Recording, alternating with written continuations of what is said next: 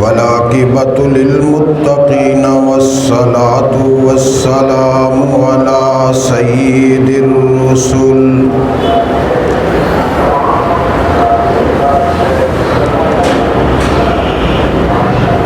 والصلاة والسلام علی سید الرسل وخاتم النبیین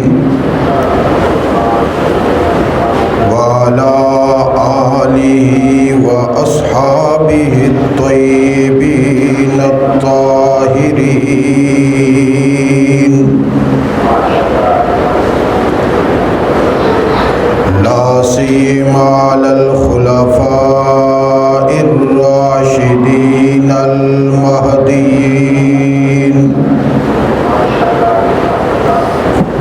ولعنة الله على أعدائهم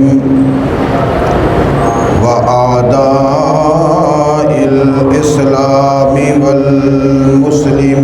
والمسلمين أما بعد أعوذ بالله من الشيطان الرجيم بسم الله الرحمن الرحيم هو الذي بعث في الأميين رسولا منهم يتلو عليهم آياته ويزكيهم ويعلمهم الكتاب والحكمة وإن كانوا من قبل لفي ضلال مبين قال الله تبارك وتعالى في مقام آخر لقد كان لكم في رسول الله أسوة حسنة صدق اللہ العظیم اللہم صلی علی سیدنا و مولانا محمد وعلی آل سیدنا و مولانا محمد وبارک وسلم وصلی علیہ صلاة دائما أبدا أبدا على حبيبك خير الخلق كلهم هو الحبيب الذي ترجى شفاعته لكل حول من الأحوال مقتحمين تلاوت کردہ قرآن حکیم کا وہ بنیادی اور اساسی حصہ جس کی روشنی میں ہر جمعہ میں امام الانبیاء صلی اللہ علیہ وسلم کی سیرت طیبہ تعلیم اصلاح اور تربیت کی غرض سے آپ حضرات کے سامنے بیان کی جاتی ہے۔ اسی عنوان کے تسلسل میں اللہ کے ذکر کی اہمیت اور ذکر کرنے والوں کی شان و عظمت بیان ہو رہی تھی۔ گزشتہ جمعہ جو آخری میں نے بات سمجھائی تھی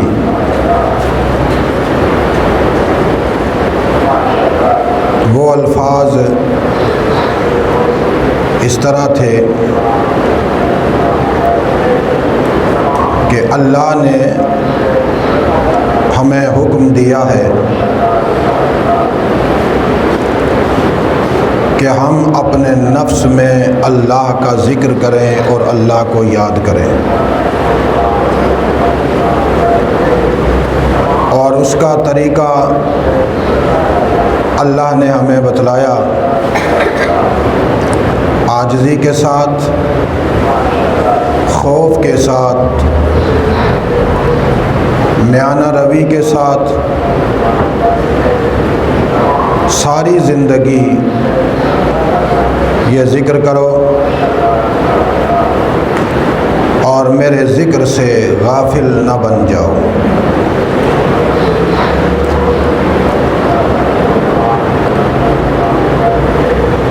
اس پوری گفتگو میں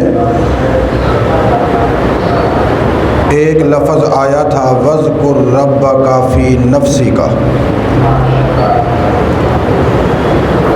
نفس کا ایک آسان سا ترجمہ میں نے گزشتہ جمعہ تقریر میں کیا تھا،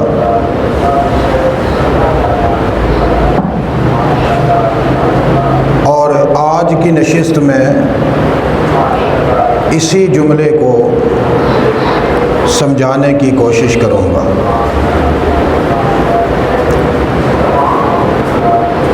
کہ اللہ نے ہمیں جو ذکر کرنے کا بنیادی اصول اور قانون دیا وہ یہ ہے کہ اپنے نفس میں اپنے رب کو یاد کرو۔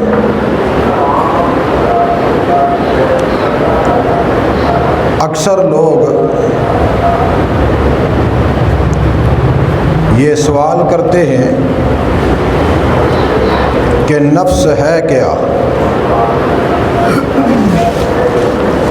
چونکہ عام طور پر نفس کا ترجمہ دل سے کیا جاتا ہے،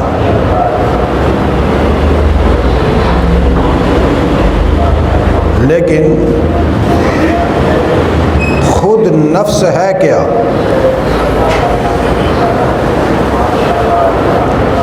جس پر اللہ نے اتنا زور دیا کہ تم اپنے نفس کو قابو کرو، اور قابو بھی وہ اللہ کے ذکر سے ہوگا، اللہ کے ذکر کے علاوہ وہ قابو نہیں ہو سکتا۔ نفس کا یہ ترجمہ کرنا کہ دل، یہ اس کا حقیقی معنی نہیں ہے، بلکہ جن لوگوں نے نفس کا معنی دل سے کیا ہے وہ اس وجہ سے کیا ہے کہ خواہشات دل سے اٹھتی ہیں،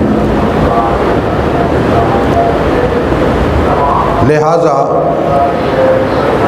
محل کا اعتماد کرتے ہوئے، محل کو سامنے رکھتے ہوئے نفس کا معنی قلب اور دل سے کر لیا۔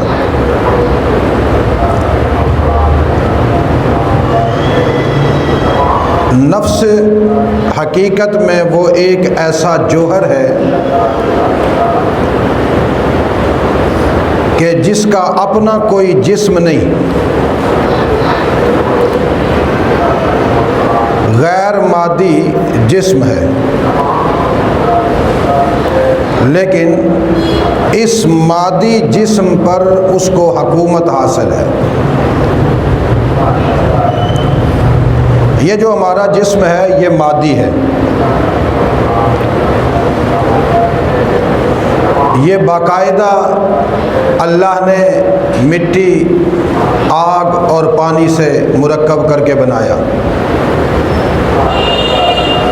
لیکن نفس کا جسم نظر نہیں آتا، وہ غیر مادی ہے لیکن اس کا وجود ہے۔ جیسے ہوا کا جسم مادی نہیں ہے لیکن ہوا کا وجود ہے۔ جب ہوا چلتی ہے تو محسوس ہوتی ہے، گرم ہوا چلے تو گرمی محسوس ہوتی ہے، ٹھنڈی ہوا چلے تو ٹھنڈک محسوس ہوتی ہے، معتدل ہوا چلے تو اعتدال محسوس ہوتا ہے، نہ گرمی نہ سردی۔ ہوا رک جائے تو گھٹن محسوس ہوتی ہے، سانس رک جاتے ہیں، پتہ چلتا ہے کہ ہوا چل نہیں رہی۔ لیکن کوئی کہے کہ ہوا کا جسم دکھلاؤ، ہوا کا جسم کوئی نہیں دکھلا سکتا۔ اسی طرح نفس انسان کے وجود میں ایک غیر مادی جوہر ہے جو انسان کے وجود میں اللہ نے رکھا ہے، اور اس کو پورے جسم پر حکومت حاصل ہے، تصرف حاصل ہے۔ جب یہ نفس جسم میں ہوتا ہے تو جسم کو محسوس ہوتا ہے کہ نفس ہے، اور اگر یہ نفس جسم میں نہ ہو تو جسم کو پتہ چلتا ہے کہ نفس نہیں ہے۔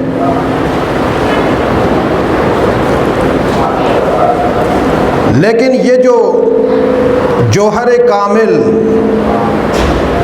ایک بہترین جوہر عنصر غیر مادی انسان کے جسم میں ہے، اللہ نے اس کو مرکب رکھا ہے خواہشات سے، اللہ نے اس کو مرکب رکھا ہے شہوات سے، اللہ نے اس کو مرکب رکھا ہے تمناؤں سے۔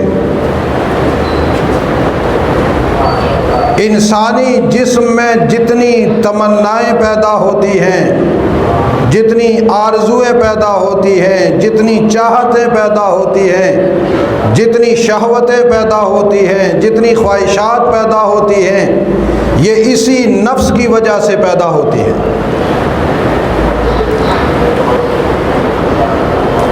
اور بڑی عجیب بات یہ ہے کہ اللہ نے یہ نفس ہمارے وجود میں رکھا جو خواہشات کا مرکز ہے، محور ہے، سب خواہشات اس میں پائی جاتی ہیں۔ اس کے باوجود اللہ نے ہمیں تمام مخلوقات سے اشرف اور اعلیٰ بنایا۔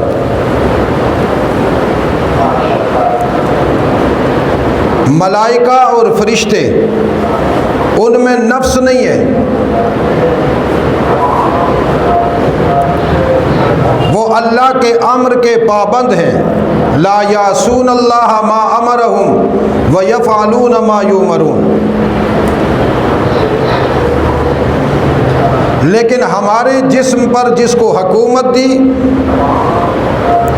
جس کو تصرف دیا، وہ نفس ہے جس میں تمام تر دنیاوی خواہشات ہیں،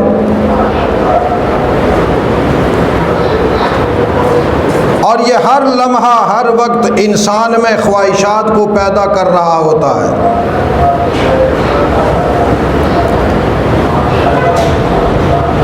اور قرآن پاک نے جو اس کی حقیقت بیان کی ہے وہ یوں بیان کی ہے، ان النفس لامارۃ بالسوء، نفس ہمیشہ برائی پر ابھارتا ہے۔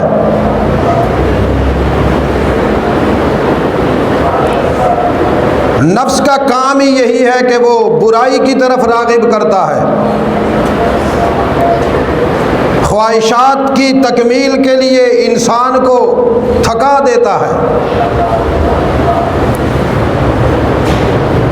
حتیٰ کہ انسان کا یہ ظاہری جسم اس قدر اپنے آپ کو مشقت میں ڈال دیتا ہے نفس کی وجہ سے کہ اسے اپنی بھی پرواہ نہیں ہوتی کہ مجھے کتنی تکلیف ہوگی، کتنا غم ہوگا، کتنا دکھ ہوگا، کتنی اذیت ہوگی۔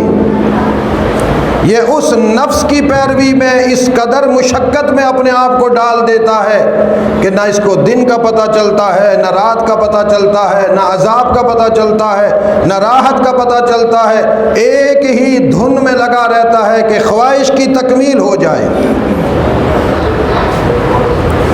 اور بڑی عجیب بات یہ ہے، جب یہ خواہش ابھرتی ہے، نفس اپنا اثر دکھلاتا ہے، اور انسان میں جب خواہشات بڑھتی ہیں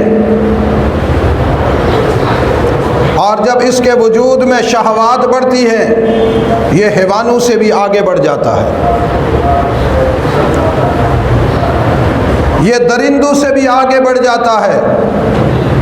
اس کے لیے کوئی قانون نہیں رہتا، اپنے آپ کو تمام قوانین سے بالا تر سمجھنے لگ جاتا ہے۔ جب انسان کا وجود اپنے آپ کو تمام قوانین سے بالا تر سمجھنے لگ جائے، سمجھ جائیں کہ اس کے نفس نے اس کو برائی کی طرف ابھارنا شروع کر دیا،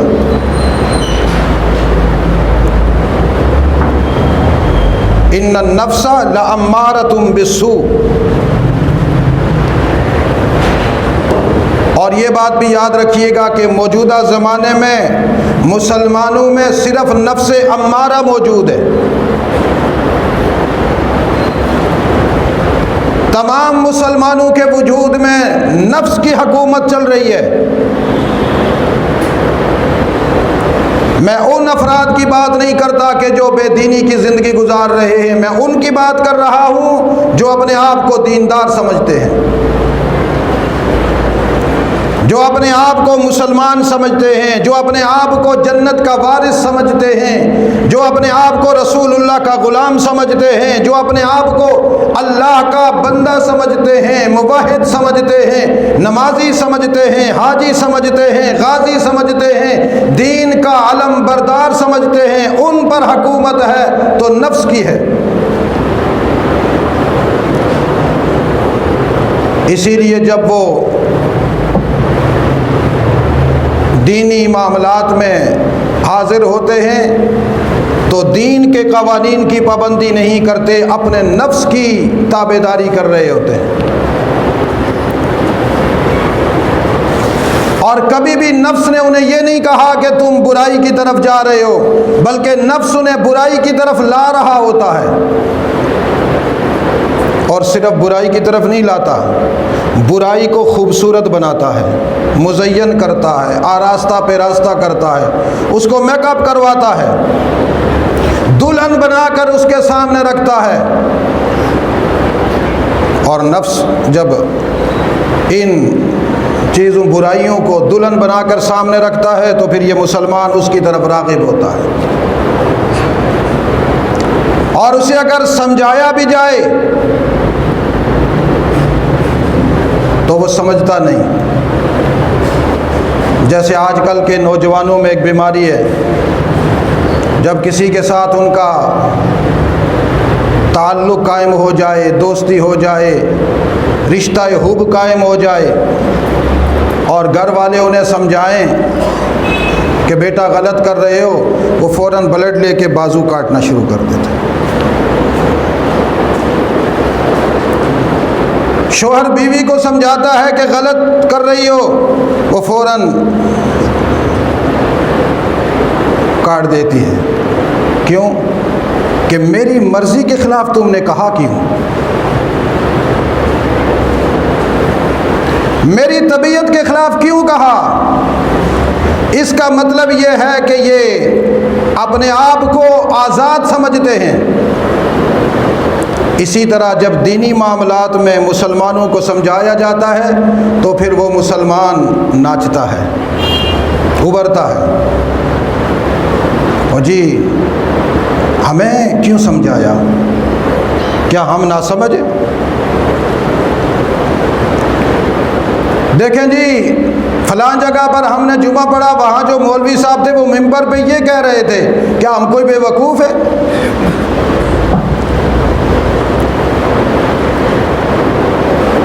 ہم تو آخر ہم نے بھی تو اس دنیا میں وقت گزارا ہے، ہم نے بھی تو کچھ پڑھا ہے، علم ہمارے پاس بھی ہے، تعلیم ہمارے پاس بھی ہے، ہمیں پتہ نہیں ہے؟ یہ فلاں جگہ پر فلاں مولانا نے یہ بات بڑی غلط کہی ہے، اس سے ہماری عزت نفس مجروح ہوئی ہے۔ لیکن جب مسلمان نفس کی پیروی کرتا ہے تو اللہ کے رسول کی اور اللہ کی توہین ہوتی ہے۔ یہ جملہ میرا نوٹ کرو،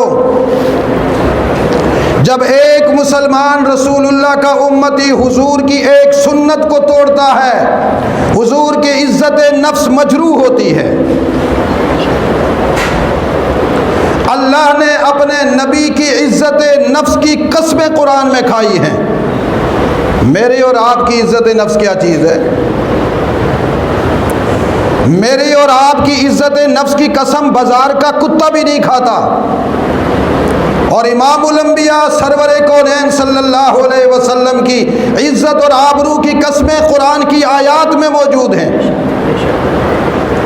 اور مجھے اور آپ کو یہ ترغیب دی گئی کہ میرے نبی کی عزت نفس کو مجروح نہ کرنا، میرے نبی کی عزت کی پاسداری کرتے رہنا، پابندی کرتے رہنا۔ میرے نبی کی عزت کی پاسداری کرنا تمہارا کام ہے، قیامت والے دن اس کے ہاتھوں سے جام پلانا میں خدا کا کام ہے۔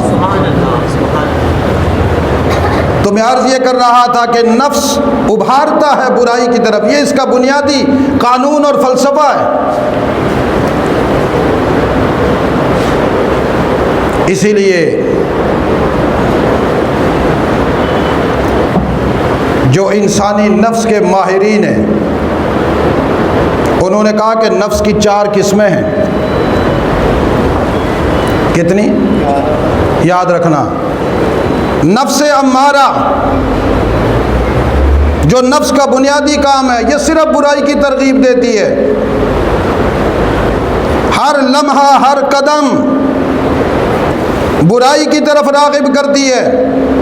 یہ کر، یہ کر، یہ کر، یہ بڑا اچھا ہے، یہ تجھے سجے گا، تجھ پہ جچے گا، تو اس میں بڑا لگے گا، اپنے آپ کو یوں رکھ، اور یہ مست ہو کے عمل کرتا جاتا ہے۔ یہ امارہ نفس ہے، نافرمانی کی طرف لے کے جاتی ہے۔ اور دوسرے درجے کی نفس ہے نفس لوامہ۔ بندہ جب نفس امارہ کی مرضی کے مطابق زندگی گزارتا ہے، گناہ کرتا ہے، تو یہ نفس لوامہ اس کو ملامت کرتی ہے، نہ غلط کیا تو نے، آئندہ ایسا نہ کرنا، ملامت کر رہی ہوتی ہے، غلط کیا تو نے۔ یہ جو نفس لوامہ ہے یہ فاسق مسلمانوں کی، گناہگار مسلمانوں کی نفس ہے، اور نفس امارہ کفار مشرکین بے دین طبقے کی نفس ہے۔ اور تیسری نفس ہے نفس ملہمہ، یہ بندے کو الہام کرتی رہتی ہے، یہ اچھا کام ہے، یہ اچھا کام ہے، یہ اچھا کام ہے، یہ کر، یہ کر، یہ کر۔ جب نفس انسان کو اچھائی کا الہام کرے، دل میں اچھائی کو ڈالنا شروع کر دے، جسم کو اچھائی کی طرف راغب کر لے، سمجھ لو نفس ملہمہ حاصل ہو گئی۔ اور جب نفس ملہمہ ترقی کرتی ہے، اچھائیوں کی طرف چلتی ہے، مرقع حسن و جمال بنتی ہے، تو پھر اس کو مقام حاصل ہوتا ہے نفس مطمئنہ کا۔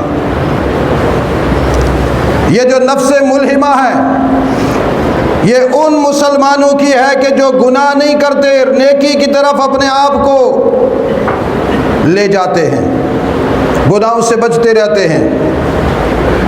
اور نفس مطمئنہ ایسا مقام حاصل ہو جاتا ہے نفس کو کہ وہ امارہ جو خواہشات کا مرکز تھا وہاں سے سفر کرتی کرتی اطمینان پہ آ پہنچتی ہے.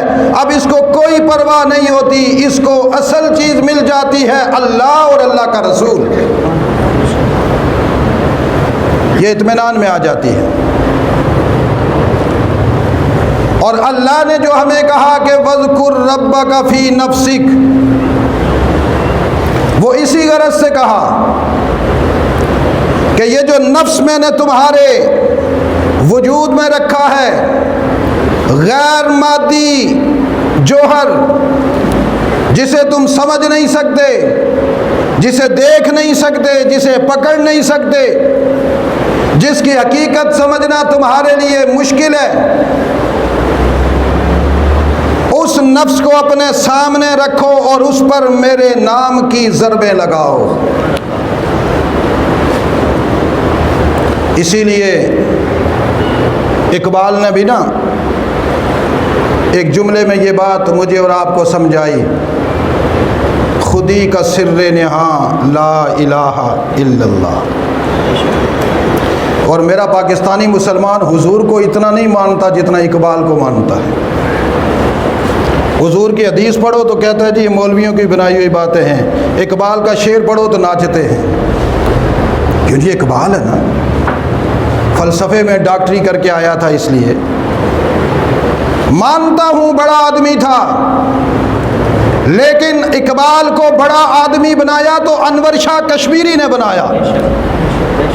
تمہیں شاید پتہ نہیں, اقبال کی ہدایت کا سبب بنا تو دارالعلوم دیوبند کا شیخ الحدیث, محدث کبیر, محدث زمانہ, شرقاً غرباً, احادیث کا امام, ثانی امام بخاری, انور شاہ کشمیری علیہ الرحمہ, وہ اقبال کی ہدایت کا سبب بنا.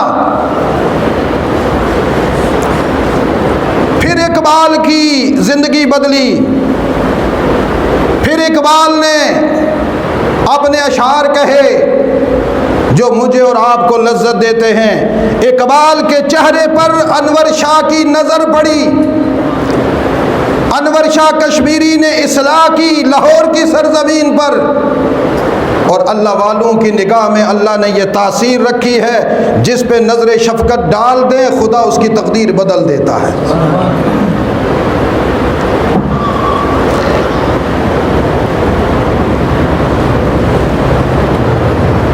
اللہ والوں کی نظر میں یہ تاثیر دیکھی, اللہ والوں کی نظر میں یہ تاثیر دیکھی, بدلتی اس سے ہزاروں کی تقدیر دیکھی. اقبال کی تقدیر پھر بدلی تو اسی نے کہا خودی کا ہے سر نہاں. پڑھو, آتا ہے نہیں, اگلا جملہ پڑھو, یہ میں پڑھوں گا. خودی کا سر نہاں لا الہ الا اللہ, خودی ہے تیغ فساں لا الہ الا اللہ. یہ جو تم اپنے اندر نفس رکھتے ہو, اسی نفس کا ترجمہ اقبال نے خودی سے کیا. خودی, خود میں, خودی خود میں. یہ جو ہم کہتے ہیں نا میں, بکری بھی کرتی ہے میں, اور آج کل کا مسلمان بھی کرتا ہے میں. اب یہ میں نہیں کہتا, کہتا ہے میں. اس کی آواز بتلا رہی ہوتی ہے یہ پے پے کر رہا ہے, اس کے اندر ایمان نہیں ہے. اس میں کو, خودی کو, کہ میں ہی ہوں اور کوئی نہیں, نہ میرا باپ ہے, نہ میرا دادا ہے, نہ میرا چاچا ہے, نہ تایا ہے, نہ استاد ہے, نہ مرشد ہے, نہ کوئی دینی رہنما ہے, نہ کوئی سمجھانے والا ہے, میں خود ہوں. یہ موجودہ دور کے میں نوجوانوں کی اور مسلمانوں کی بات کر رہا ہوں. یہ کہتے ہیں میں خود ہی ہوں, نفس کہہ رہا ہے تم کہہ رہے ہو میں خود ہی ہوں. اقبال کہتا ہے اس کو پرواز دینی ہے تو پھر پڑھ لا الہ الا اللہ. یہ خودی کو مارنا ہے, اس کو پاک کرنا ہے, صاف کرنا ہے, مجائی کرنی ہے, دلائی کرنی ہے, مزکا بنانا, مصفہ بنانا, اجلا بنانا. صاف ستھرا بنانا ہے تو پھر لا الہ الا اللہ پڑھتا جا، اس لیے کہ لا الہ الا اللہ کے ذکر میں اللہ نے یہ تاثیر رکھی ہے کہ ساری کائنات کی گندگیاں اس سے دھل جاتی ہیں۔ جس دل پر، جس جسم پر، جس زبان سے یہ لا الہ الا اللہ پڑھ جاتا ہے، وہاں پر نفس کی حقیقت بھی بدل جاتی ہے۔ یہ تاثیر ہے اس کی۔ اب جو مسلمان لا الہ الا اللہ پڑھے اس کی حقیقت نہ بدلے تو کیا اس نے لا الہ الا اللہ پڑھا؟ اس نے لا الہ الا اللہ پڑھا نہیں، اس نے لا الہ الا اللہ کی قرات کی ہے، زبان سے تلفظ کیا ہے بس۔ اسی لیے قرآن حکیم کہتا ہے قد افلح من زکاہا۔ یہ جو قد کا لفظ ہے قرآن میں، اس کا معنی ہوتا ہے قسم۔ کیا معنی ہوتا ہے؟ قد افلح من زکاہا۔ اللہ قسم کھا کر کہتے ہیں مجھے میری خدائی کی قسم، اس جہان میں کامیاب اسی کو کہو کہ جس نے اپنے نفس کو پاکیزہ کر لیا۔ جس کا نفس پاکیزہ نہیں وہ کامیاب نہیں۔ نفس کو پاکیزہ کرو، امارہ نفس کو مطمئنہ نفس بناؤ، امارہ نفس کو لوامہ نفس بناؤ، ملہمہ بناؤ، آخری درجے میں مطمئنہ بناؤ۔ یا اللہ کیسے بنائیں؟ کس حکیم کی دعا پہ جائیں؟ کس ڈاکٹر کے پاس جائیں؟ اللہ کہتے ہیں نہ حکیم کی دکان پہ جانے کی ضرورت، نہ ڈاکٹر کے پاس جانے کی ضرورت۔ بیٹھ جاؤ چوکور ہو کر، اپنے دل کو اپنے سامنے رکھو، آنکھیں بند کرو، میرا تصور کرو، میری حقیقت کا تصور کرو۔ وَاذْكُرْ رَبَّكَ فِي نَفْسِكَ۔ بس نفس کو عدالت میں لاؤ اور اس کے اوپر رب کی ضربیں لگاؤ، اتنی ضربیں لگاؤ نفس کے اوپر، اتنی ضربیں لگاؤ کہ اس کی گندگی نکل جائے۔ قد افلح من زکاہا، کہ نفس خود کو پکار اٹھے کہ اب میں پاکیزہ ہو گئی۔ اور جب وہ پاکیزہ ہوتی ہے تو بےتاب ہو جاتی ہے کب میں اللہ کے سامنے جھکوں۔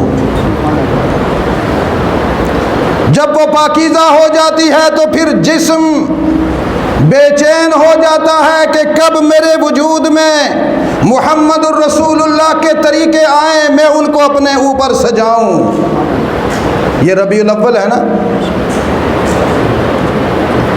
ربیع الاول سے 3-4 دن پہلے میں نے دیکھا کہ لوگ لائٹیں لگانے لگ گئے، سکولوں میں، بازاروں میں، مختلف مقامات پر۔ نظر آئی ہیں کسی کو؟ کیوں؟ ربیع الاول آ رہا ہے۔ اسی طرح انسان کا جسم مضطرب ہو جاتا ہے، بے چین ہو جاتا ہے۔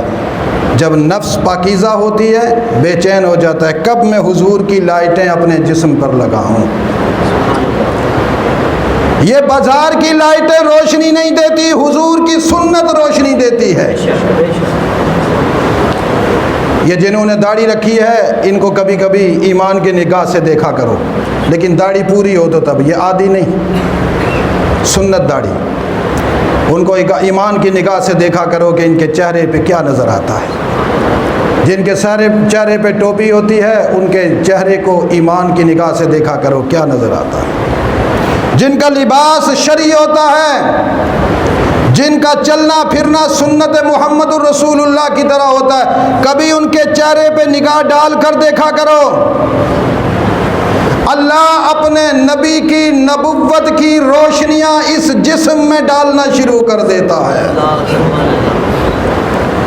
اور جہاں پر بھی ہو وہ، جس محلے میں بھی رہتا ہو، یہ میں چیلنج سے کہہ رہا ہوں، جس بستی میں رہتا ہو، اس کا کا تعلق مدینۃ الطیبہ سے ہو جاتا ہے، اس کی روحانی نسبت رسول اللہ کے وجود اقدس سے ہو جاتی ہے۔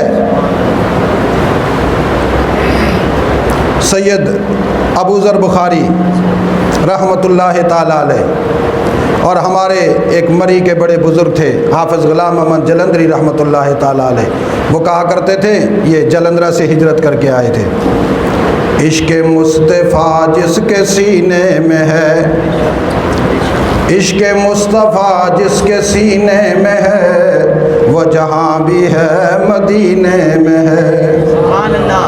ڈوگ کشمیریہ میں گھوم رہا ہے، اللہ کہتے ہیں ڈوگ کشمیریہ میں نہیں مدینے میں ہے۔ کیوں؟ اس کے وجود پہ میرا محمد کا عکس نظر آتا ہے۔ میں ابھی بھی صبح بھی ایک نعت سن رہا تھا سلیمان گیلانی کی، رات کو بھی سنی، چونکہ جمعرات ہوتی ہے حضور کے عشق کی۔ درود شریف کے ساتھ میں وہ نعت سن رہا تھا، درود شریف پڑھ رہا تو سن رہا تھا، پھر مجھ پر ایک کیفیت طاری ہوئی اور مجھے یوں لگ رہا تھا کہ میں رسول اللہ کو اپنی آنکھوں سے دیکھ رہا ہوں، اور اس کا میں الفاظ میں آپ کو خلاصہ نہیں بیان کر سکتا۔ پھر اسی تصور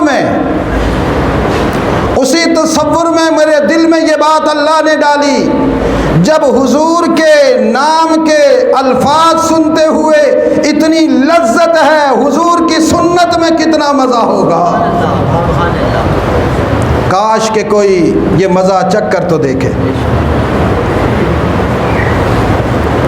حضور کی سنت کا چسکا کوئی لگا کر تو دیکھے۔ لوگ کہتے ہیں نا یہ چکھ کر تو دیکھو، وہ کہتے ہیں مجھے نہیں پسند، کہتے ہیں چکھ کر تو دیکھو نا، ایک دفعہ چکھو گے تو بار بار کھاؤ گے، ایک دفعہ چکھو گے تو بار بار کھاؤ گے۔